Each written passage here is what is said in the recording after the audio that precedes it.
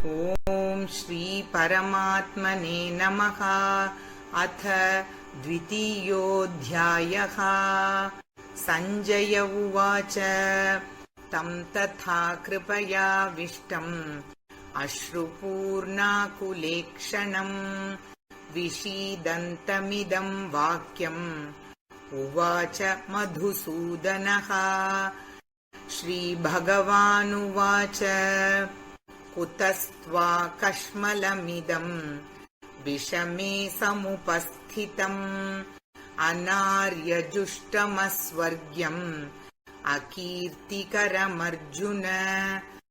क्लैभ्यम् मास्मगमः पार्थ नैतत्त्वप्युपपद्यते क्षुद्रम् हृदयदौर्बल्यम् त्यक्त्वोत्तिष्ठ परन्तप। अर्जुन उवाच कथं भीष्ममहं संख्ये द्रोणं च मधुसूदन इषुभिः प्रतियोत्स्यामि पूजार्हावरिसूदन। गुरून् हत्वा हि महानुभावान् श्रेयो भोक्तुं भैक्ष्यमपीह लोके हत्वार्थकामांस्तु गुरूनिहैव भुञ्जीय भोगान् रुधिरप्रदिग्धान्। न चैतद्विद्मः कतरन्नो गरीयः यद्वा जयेम यदि वा नो जयेयुः।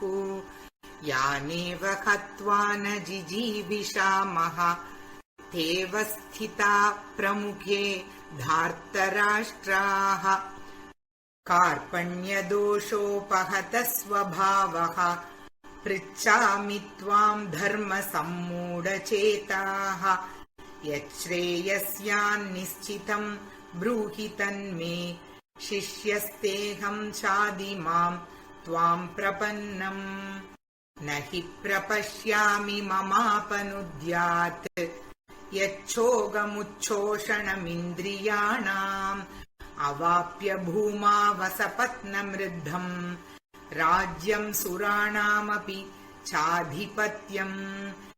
सञ्जय उवाच एवमुक्त्वा हृषीकेशं गुडाकेशः परन्तप न योत्स्य इति गोविन्दम् उक्त्वा तूष्णीं बभूवः। तमुवाच हृषीकेशः प्रहसन्निव भारत सेनयोरुभयोर्मध्ये विषीदन्तमिदं वचः। श्रीभगवानुवाच अशोच्यानन्वशोचस्त्वं प्रज्ञावादांश्च भाषसे गतासूनगतासूंश्च नानुशोचन्ति पण्डिताः। न त्वेवाहं जातु नासम् न त्वं नेमे जनाधिपाः न चैव न भविष्यामः सर्वे वयमतः परम्। देहिनोऽस्मिन् यथा देहे कौमारं यौवनं जरा तथा देहान्तरप्राप्तिः धीरस्तत्र न मुह्यति।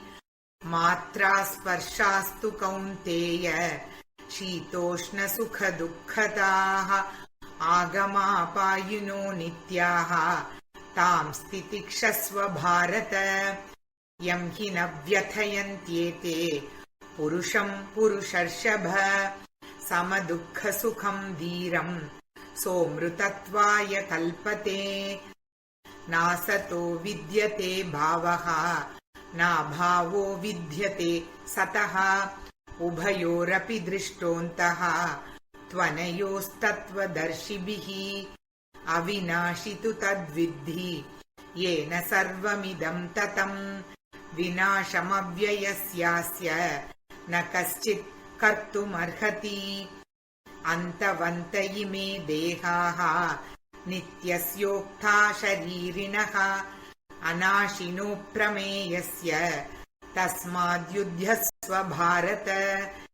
ययेनं वेत्ति हन्तारं यश्चैनं मन्यते हतम् उभौ तौ न विजानीतः नायं हन्ति न हन्यते न जायते म्रियते वा कदाचित् नायं भूत्वा भविता वा न भूयः अजो नित्यः शाश्वतोऽयं पुराणः न हन्यते हन्यमाने शरीरे वेदा विनाशिनं नित्यं ययेनमजमव्ययम् कथं स पुरुषः पार्थ कं घातयति हन्तिकम् वासांसि जीर्णानि यथा विहाय नवानि गृह्णाति नरोपराणि तथा शरीराणि विहाय जीर्णानि अन्यानि संयाति नवानि देहि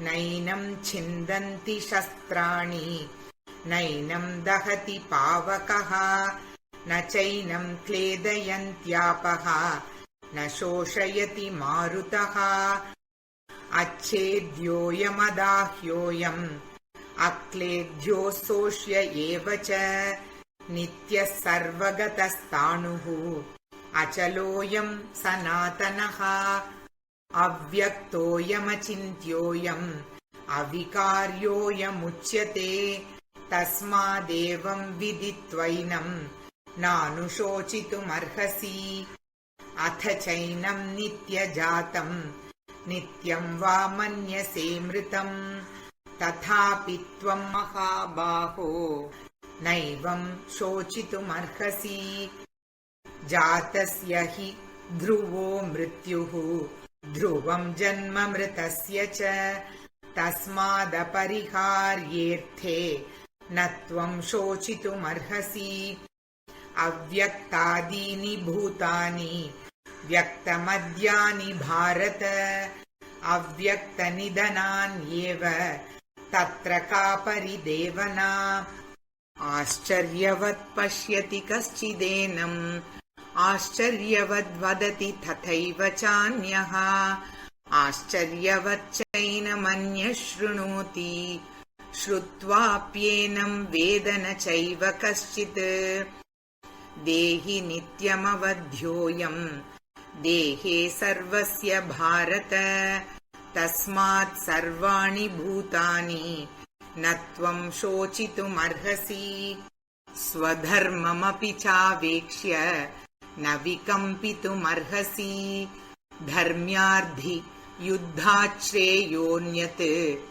क्षत्रियस्य न विद्यते यदृच्छया चोपपन्नं स्वर्गद्वारमपावृतम् सुखिनः क्षत्रिया पार्थ लभन्ते युद्धमीदृशम् अथ चेत्त्वमिमं धर्म्यं सङ्ग्रामं न करिष्यसि ततः स्वधर्मं कीर्तिं च हित्वा पापमवाप्स्यसि अकीर्तिं चापि भूतानि कथयिष्यन्ति ते व्ययाम् सम्भावितस्य चाकीर्तिः मरणादतिरिच्यते भयाद्रणादुपरतम् मंस्यन्ते त्वां महारथाः येषां च त्वं बहुमतः भूत्वा यास्यसि लाघवम् अवाच्यवादांश्च बहून्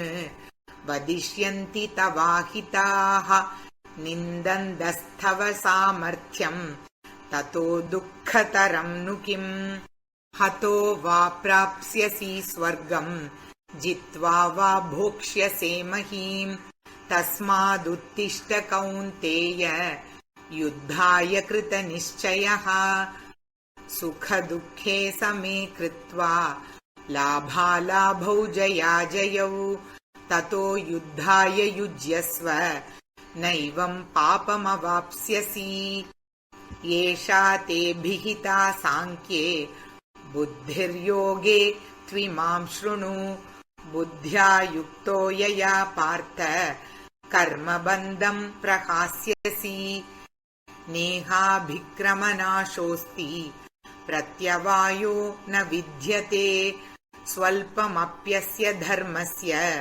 त्रायते महतो भयात् व्यवसायात्मिका बुद्धिः एकेह कुरु नन्दन बहुशाखा ह्यनन्ताश्च बुद्धयो व्यवसायिनाम् यामिमां पुष्पितां वाचं प्रवदन्त्यविपश्चितः वेदवादरता पार्थ नान्यदस्तीति वादिनः कामात्मानस्वर्गपराः जन्मकर्मफलप्रदाम् क्रियाविशेषबहुलाम् भोगैश्वर्यगतिं प्रति भोगैश्वर्यप्रसक्तानां तयापहृतचेतसां व्यवसायात्मिका बुद्धिः समाधौ न विधीयते त्रैगुण्यविषया वेदाः निस्त्रैगुण्यो भवार्जुन निर्द्वन्द्वो नित्यसत्त्वस्थः निर्योगक्षेम आत्मवान् यावानर्थ उदपाने सर्वतः सम्प्लुतोदके तावान् सर्वेषु वेदेषु ब्राह्मणस्य विजानतः कर्मण्येवाधिकारस्ते मा फलेषु कदाचन मा कर्मफलहेतुर्भूः मा ते सङ्गोऽस्त्वकर्मणि योगस्थः कुरु कर्माणि सङ्गं त्यक्त्वा धनञ्जय सिद्ध्यसिद्ध्यो समो भूत्वा समत्वं योग उच्यते दूरेण ह्यवरं कर्म बुद्धियोगाद्धनञ्जय बुद्धौ शरणमन्विच्छ कृपणा फलहेतवः बुद्धियुक्तो जहातीह उभे सुकृतदुष्कृते तस्माद्योगाय युज्यस्व योगः कर्मसु कौशलम् कर्मजं बुद्धियुक्ता हि फलं त्यक्त्वा मनीषिणः जन्मबन्धविनिर्मुक्ताः पदं गच्छन्त्यनामयम् यदा ते मोहकलिलं बुद्धिर्व्यतितरिष्यति तदा गन्तासि निर्वेदं श्रोतव्यस्य श्रुतस्य च श्रुतिविप्रतिपन्ना ते यदा स्थास्यति निश्चला समाधावचला बुद्धिः तदा योगमवाप्स्यसि अर्जुन उवाच स्थितप्रज्ञस्य का भाषा समाधिस्तस्य केशव स्थितधि किं प्रभाषेत किमासीत व्रजेत किम् श्रीभगवानुवाच प्रजहाति यदा कामान् सर्वान् पार्थमनोगतान् आत्मन्येवात्मना तुष्टः स्थितप्रज्ञस्तदोच्यते दुःखेष्वनुद्विग्नमनाः सुखेषु विगतस्पृहः वीतरागभयक्रोधः स्थितधीर्मुनिरुच्यते यः सर्वत्रानभिस्नेहः तत्तत्प्राप्य शुभाशुभम् नाभिनन्दति न द्वेष्टि तस्य प्रज्ञा प्रतिष्ठिता यदा संहरते चायम् कूर्मोऽङ्गानीव सर्वशः इन्द्रियाणीन्द्रियार्थेभ्यः तस्य प्रज्ञा प्रतिष्ठिता विषया विनिवर्तन्ते निराहारस्य देहिनः रसवर्जं रसोऽप्यस्य परं दृष्ट्वा निवर्तते यततो ह्यपि कौन्तेय पुरुषस्य विपश्चितः इन्द्रियाणि प्रमाथीनि हरन्ति प्रसभं मनः तानि सर्वाणि संयम्य युक्त आसीत मत्परः वशे हि यस्येन्द्रियाणि तस्य प्रज्ञा प्रतिष्ठिता ध्यायतो विषयान् पुंसः सङ्गस्तेषूपजायते सङ्गान् सञ्जायते कामः कामात् क्रोधोऽभिजायते क्रोधात् भवति सम्मोहः सम्मोहात् स्मृतिविभ्रमः स्मृतिभ्रंशात् बुद्धिनाशः बुद्धिनाशात् प्रणश्यति रागद्वेषवियुक्तेस्तु विषयानिन्द्रियैश्चरन् आत्मवश्यैर्विधेयात्मा प्रसादमधिगच्छति प्रसादे सर्वदुःखानां हानिरस्योपजायते प्रसन्नचेतसो ह्याशु बुद्धिः पर्यवतिष्ठते नास्ति बुद्धिरयुक्तस्य न चायुक्तस्य भावना न चाभावयतः शान्तिः अशान्तस्य कुतः सुखम् इन्द्रियाणां हि चरतां यन्मनोनुविधीयते तदस्य हरति प्रज्ञां वायुर्नावमिवाम्भसि तस्माद्यस्य महाबाहो निगृहीतानि सर्वशः इन्द्रियाणीन्द्रियार्थेभ्यः तस्य प्रज्ञा प्रतिष्ठिता या निशा सर्वभूतानां तस्यां जागर्ति संयमी यस्यां जाग्रति भूतानि सा निशा पश्यतो मुनेः आपूर्यमाणमचलप्रतिष्ठम् समुद्रमाप प्रविशन्ति यद्वत् तद्वत् कामायं प्रविशन्ति सर्वे स शान्तिमाप्नोति न कामकामी विहाय कामान्यः सर्वान् पुमांश्चरति निःस्पृहः निर्ममो निरहङ्कारः स शान्तिमधिगच्छति एषा ब्राह्मी स्थितिः पार्थ नैनां प्राप्य विमुह्यति स्थित्वा स्यामन्तकालेऽपि ब्रह्मनिर्वाणमृच्छति ॐ तत्सत् इति श्रीमद्भगवद्गीतासु उपनिषत्सु ब्रह्मविद्यायां योगशास्त्रे श्रीकृष्णार्जुनसंवादे सांख्ययोगो नाम द्वितीयोऽध्यायः।